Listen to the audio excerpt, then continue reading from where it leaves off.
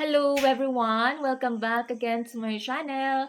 By the way, this is Mentor Choba, a political science instructor, and my goal here is to guide students on their studies. Alright, so if you are new to my channel, please don't forget to like this video today and subscribe to my YouTube channel in order for you to get updated on all my latest uploads. Okay, so let's start!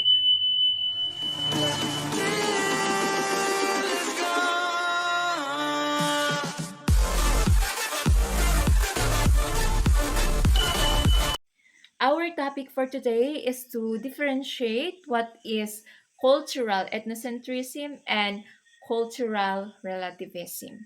Okay, so if you have any idea about these two theories of culture, please write them down on the comment section.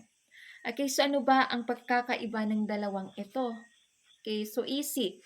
So when we say cultural relativism, sabi natin sa vlog natin before that uh, the belief of cultural relativism is for us to respect the culture of other, to adjust with the culture of other culture.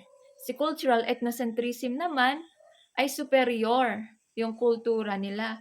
So, ang paniniwala nila ay mas maganda ang kultura ng na kinagisnan nila or mas maganda ang kultura nila.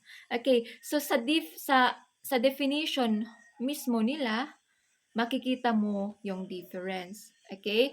So, pareho sila na teorya ng salitang culture, pero ang paniniwala nila ay magkaiba. Sabi ko nga, si cultural relativism, ang paniniwala niya, you have to respect the culture of other people. You have to adjust with them because that is also, they have a different culture than yours. May iba silang belief, may paniniwala, may iba silang ethical principles, morals, and others.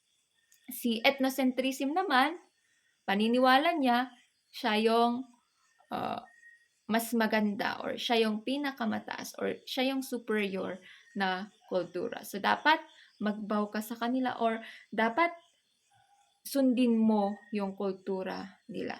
Dapat yan ang maipatupad sa buong tribo ng lugar na yan. Okay, so that is the simple way on how to differentiate cultural relativism and cultural ethnocentrism. And I hope that you're able to learn something from this simple tutorial.